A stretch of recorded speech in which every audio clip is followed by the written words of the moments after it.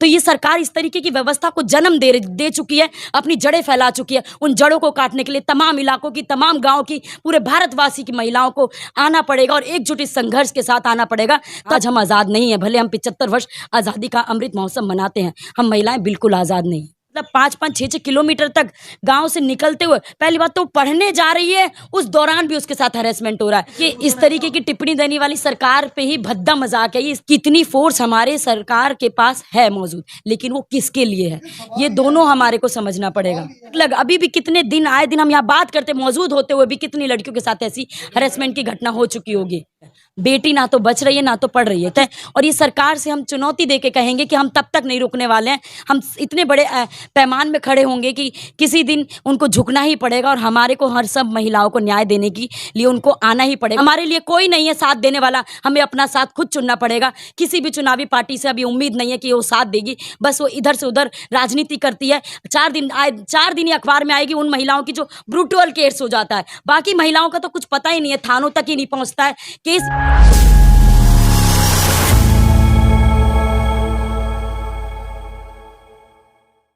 देखिए, इस तरीके की टिप्पणी देने वाली सरकार पे ही भद्दा मजाक है। ये इस तरीके से बोलने वाली सरकार जो है वो खुद नहीं समझ रही है कि महिलाएं किस तरीके से महसूस कर रही हैं।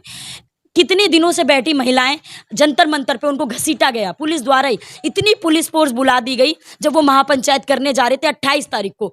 उस दिन इतनी पुलिस फोर्स बुला के उनको अलग अलग दिल्ली के अलग अलग कोने पे, एकदम बेहड़ जैसे इलाके में, एकदम कोने पे बॉर्डर के थानों में भेजा गया।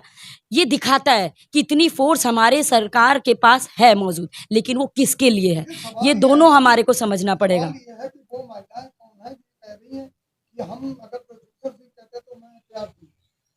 देखिए, ये जो इस तरीके से टिप्पणियां की जा रही है, ये सीधा सीधा साफ नजर आता है कि इस तरीके की बातों को बार बार कहने के लिए कमजोर जो सत्ता में सरकार है, वो अपने पूरे ब्रजभूषण को बचाने के लिए इतनी पुलिस फोर्स लगा दी है। वो पुलिस फोर्स अगर सेफ्टी के लिए होती, आज भी आए दिन सड़कों पे उतरते हुए लड़कियों को कॉलेज जाते हुए, घर जाते हुए, फैक्ट्री जाते हुए, काम करते हुए, हर जगह ये हैरेसमेंट होता है, शिकार होती है महिलाएं, वो कहाँ जाएंगी, किसको कहेंगी बार बार? क्योंकि इतना कठिन बना दिया है ये। आज के दौर में हम देखेंगे कानून हमारे लिए इतना कठिन कर दिया गया है कि कोई भी महिला अगर ऐसा महसूस करती है तो उनके लिए क्या वो स्वतंत्र रूप से कह सकते हैं? वो जब इम्प्लीमेंट ही नहीं हो रहा है। एक बात बताऊं, बहुत सारी घटनाएं आए दिन होती है और इतनी असंवेदना इस सरकार की हो चुकी है कि अखबारों तक भी इधर से उधर 4-5 दिन बस खबर आती है। एक दूसरी राजनीति तरीके से दूसरी पार्टी तीसरी पार्टी को कहती रहेगी, कभी इस पार्टी पे लांछन होगा, कभी उस पार्टी पे लांछन होगा। बस उन लड़की का वही वजूद रह जाता है कि 4 दिन अखबारों में आएगी, 4 दिन पार्टियों का मुद्दा बन जाएगा, उसके बाद उसको न्याय नहीं मिलता है। बस यहाँ तक कि लड़कियों की मौजूदगी दिखाते हैं सरकार कि न्याय क्या उसको मिलता है। हर जगह किसी भी केस का देख लीजिए, कोई बड़े कांड से कांड हो जाता है। अगर अलग अलग अभी भी कितने दिन, आए दिन हम यहाँ बात करते, मौजूद होते हुए भी कितनी लड़कियों के साथ ऐसी हरेसमेंट की घटना हो चुकी होगी। देखिए, ऐसी बात नहीं है, पर्याप्त सबूत नहीं है। बहुत सारी चीज़ें रेसलर्स के पास वीडियोस में मौजूद है, लेकिन उस तरीके की चीज़ों को कैसे माना जाए? कई वाली फ़ोटोज़ भी आप देखोगे जो पुलिस भी है, मान लो अगर पुलिस भी जिस तरीके से एंगल बदलती है, कोई महिला अगर विक्टिम है, अस्पताल में जाके अपना चेकअप भी कराती है, तो वो कैसे तय करता है कि वो रिपोर्ट सही है कि गलत है? देखिए, ये नारा तब अच्छा लगता जब बेटी बचती और बेटी पढ़ती। ये नारा अभी मौजूदा सरकार के पास सिर्फ बोलने मात्र के लिए, सिर्फ चुनावी वादे के लिए। बेटी ना तो बच रही है, ना तो पढ़ रही है। किस तरीके से बेटी, पहली बात अगर हैरेसमेंट का शिकार हो रही है तो वो आगे आके बोलना चाहती है। पहली बात तो बहुत संकट भरे दौर में आगे निकल नहीं पाती है, बोल नहीं पाती है। अगर वो बोलना भी चाहती है कि हमारे साथ ऐसा हुआ है, उसको बार बार हैरेसमेंट का शिकार होना पड़ता है। बार बार उनको इतना परेशान कर दिया जाता है, इतना कठिन भरा रास्ता कर दिया जाता है कि वहीं से लौटते हुए उस महिला को मजबूरन ये सोचना पड़ता है कि शायद हमें न्याय नहीं मिलेगा। उसके बाद अगर कोई पढ़ने वाली महिला जैसे तैसे संघर्ष करके 12वीं के बाद बीए में पहुंच रही है, शिक्षा को बेच दिया गया है, शिक्षा को बड़े बड़े पैसों से उसकी फीस बढ़ा दी गई है, तो अमूमन परिवारों से आने वाली महिलाएं जो बस्तियों से आती हैं, इलाकों से आती है, या गाँव देहातों में वो एजुकेशन क्या पहुँच रही है, जो उन महिलाओं को पता चले कि सम्मान हमारे लिए न्याय है क्या, नहीं पता चल रहा। ना तो बेटी पढ़ रही है, ना तो बेटी बच बच रही है। ऐसे ऐसे गांव देहातों में दूर दूर तक स्कूल नहीं है, इतने इलाकों मतलब 5-5 6-6 किलोमीटर तक गांव से निकलते हुए पहली बात तो वो पढ़ने जा रही है, उस दौरान भी उसके साथ हैरेसमेंट हो रहा है। तो वो सेफ्टी वो भी मायने रखता है, वो सेफ्टी कौन देगा? वो सेफ्टी का दौर जिस तरीके से सरकार हमारे तक पहुंचा नहीं रही है, उस तरीके के मामलों में सरकार किसके साथ है? बस नेता जो है सिर्फ दिखाई देते हैं। तो मिली है बड़े-बड़े लीडरां से, जो भाजपा के लीडर हैं, उनसे तो उनकी मीटिंग हुई है। देखिए 15 तारीख मुलाकात, देखिए 15 तारीख का टाइम भी मांगा है। देखिए ये बहुत बड़ी बात है कि इतने बड़े लेवल पे मतलब पहलवान महिलाएं हैं, इतने बड़े लेवल पे उन्होंने अपने जितने भी संघर्ष में इतने बड़े बड़े लीडर से मिली हैं, उन महिलाओं तक उनको न्याय नहीं मिल रहा है। तो हम आम महिलाएं हैं, हम तो गली मोहल्ले से निकलते हुए आते हुए भी बस तक आएंगे, स्टॉप तक आएंगे, मेट्रो तक जाएंगे, कॉलेज तक जाएंगे, उनके साथ आए दिन ऐसी घटनाएं होती है। हम ये आज के लिए बहुत मतलब बहुत बड़ा दुखद बात है आपको लग रहा है महिला महापंचायत से कुछ असर पड़ेगा, कुछ सुनवाई होगी आपकी? देखिए, हम लोग लगातार संघर्ष कर रहे हैं और इसलिए भी आज इकट्ठा हुए कि हम लोग अपने संघर्ष पे विश्वास करते हैं।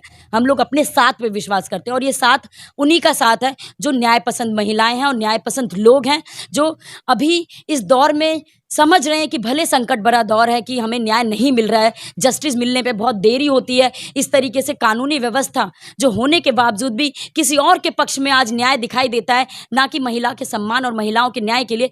फिर भी हम आज संघर्ष करेंगे, तब तक लड़ेंगे जब तक हमें न्याय नहीं मिल जाता। सिर्फ पहलवान महिलाओं के न्याय की बात नहीं, यहाँ हर महिलाओं की बात है जो अभी तक हम लोग आज़ादी के 75 वर्ष के अमृत महोत्सव में खड़े होकर कहते हैं कि हम आज़ाद हैं, लेकिन वो आज़ादी का दौर भी हमें आज महसूस नहीं होता है। आज भी वो बेड़ियां नहीं है बिल्कुल तैयार, तो हम उनको तैयार करने जैसे कि अलग अलग दौर में हम लोगों को और मेहनत करनी पड़ेगी और उन महिलाओं तक जाना पड़ेगा।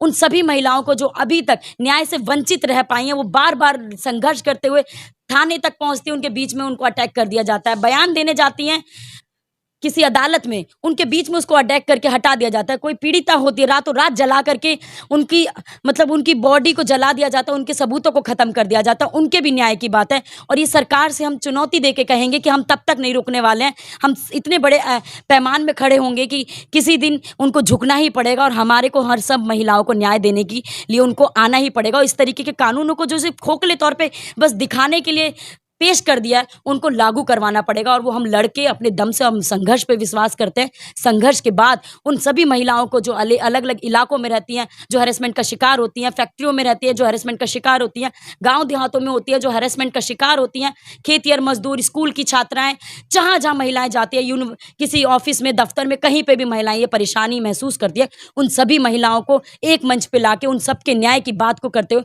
पूरा बड़े पैमाने से हमें आंदोलन खड़ा करना पड़ेगा। और तभी महिलाओं के आंदोलन से हम अपने न्याय तक पहुंच पाएंगे और उन कानूनों को बनाने में मजबूरन सरकार को झुकना पड़ेगा और ये मानना पड़ेगा कि महिलाएं जब सड़कों पे उतरती हैं तो इतिहास में करवटें बदलती है, इतिहास में पन्ने बदले जाते हैं और जरूर इस तरीके से न्याय शामिल होगा। इस तरीके से जो बार बार परेशान कर दिया जाता है एक महिला को पूरी जिंदगी, साक्षी मलिक और विनेश फोगाट की बात की जाए, उन्होंने पूरी जिंदगी अपनी दाव पे लगा दी है मेडल तक बहाने के लिए। वो सोच लिए पहुंच गए गंगा के पास, पहुंचने मेडल तक। उनसे पूछो, उनकी पीड़ा को जानिए कि किस तरीके से अपने दम पर उन्होंने जो जीता, हासिल किया, जो कमाया पूरा श्रम करके, उसको मतलब एक तरीके से न्याय के लिए उन्होंने वो सब भी अपनी जिंदगी पे दाव लगा दिया है। देखिए, पहली बात तो जिस तरीके से ये कहा जाता है और ये सरकार जिस तरीके से कहती है, अगर इस तरीके से कठिनाई है तो ब्रजभूषण तो खुले तौर पे उसको तो पहले से शय दी जा रही है। शुरुआती दौर में जंतर मंतर पे प्रोटेस्ट करने के लिए महिला पहलवान बैठी थी, दूसरे चौथे दिन ही उनको अटैक किया जा रहा था। वहां से ज़्यादा दूरी पे ब्रजभूषण का घर नहीं है। तो ये दिखाता है कि पुलिस फोर्स किसके लिए, किसकी सेफ्टी के लिए। तो सरकार के राजतंत्र में जब भी कोई रेपिस्ट या जब भी कोई आरोपी होता है, वो सरकार उसको सह दे के उसको बचाती है। और ये आज का केस नहीं, इतिहास में कई केस है।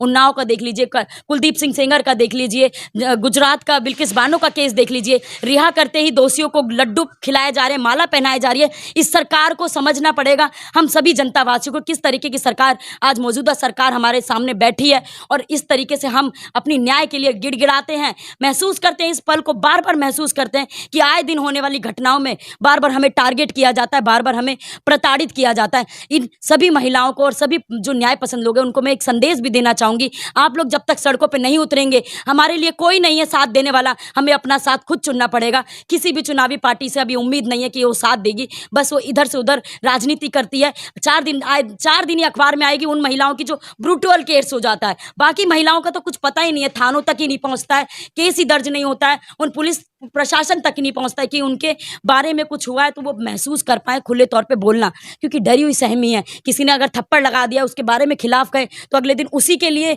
उसकी जान का खतरा बन जाता है। तो ये सरकार इस तरीके की व्यवस्था को जन्म दे चुकी है, अपनी जड़ें फैला चुकी है। उन जड़ों को काटने के लिए तमाम इलाकों की, तमाम गाँव की, पूरे भारतवासी की महिलाओं को आना पड़ेगा और एकजुट इस संघर्ष के साथ आना पड़ेगा, तभी हम अपने लिए स्वतंत्र रूप से फिर कहेंगे हम आज़ाद हैं। आज हम आज़ाद नहीं हैं, भले हम 75 वर्ष आज़ादी का अमृत महोत्सव मनाते हैं, हम महिलाएं बिल्कुल आज़ाद नहीं।